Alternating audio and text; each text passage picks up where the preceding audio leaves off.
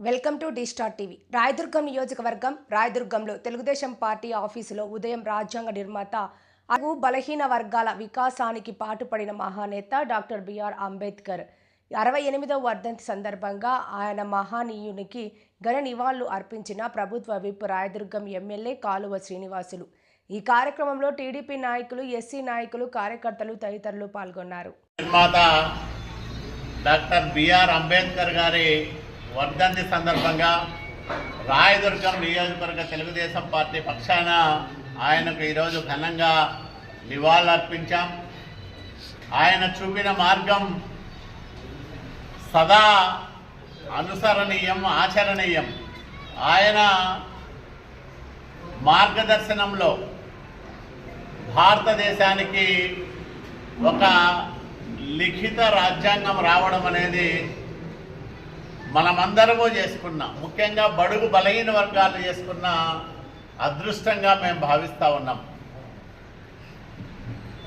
రాజ్యాంగ ధర్మాలను పాటిస్తూ అంబేద్కర్ గారి స్ఫూర్తిని కొనసాగించడమే మనందరి ముందు ఉన్న ప్రధాన కర్తవ్యాలని నేను మనవి చేస్తూ ఉన్నా. అంబేద్కర్ గారే ఈ దేశానికి ఈ రాజ్యాంగాన్ని ఇవ్వకపోయి ఉంటే ఈరోజు కూడా బడుగు బలహీన వర్గాలకు స్వేచ్ఛా స్వాతంత్రాలు ఉండేవి కాదని అనిపిస్తుంది. మాట్లాడే స్వేచ్ఛ, జీవించే స్వేచ్ఛ, ఎవరి భావాల మేరకు వాళ్ళు దేవుళ్లను ఆరాధించుకునే స్వేచ్ఛ, మతాలను స్వీకరించే స్వేచ్ఛ, మత ధర్మాలను అనుసరించే స్వేచ్ఛ, స్వాతంత్రాలు ఒక్క భారతదేశానికే సొంతం. ఇలాంటి లౌకికవాద సమాజంలో అన్ని మతాల వాళ్ళను గౌరవిస్తూ, అన్ని కులాల వాళ్ళను అభిమానిస్తూ, పేదరికం లేని సమాజ నిర్మాణానికి తెలుగుదేశం పార్టీ అవిరళ కృషి చేస్తూ ఉంది.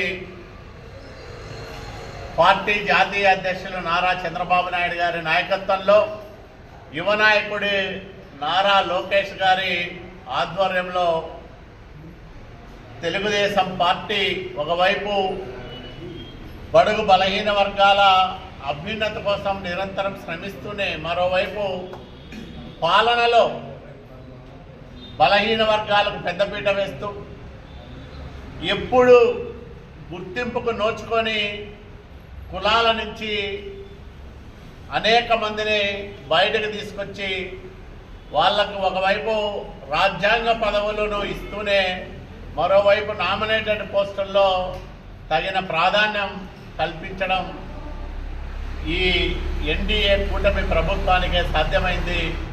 కాబట్టి ఎన్డీఏ పాలనలో అంబేద్కర్ గారి ఆశయ సాధనకు మరింత ముమ్మర కృషి రానున్న కాలంలో జరుగుతుందని ఈ సందర్భంగా ప్రజలందరికీ నేను మనవి చేస్తూ ఉన్నాను.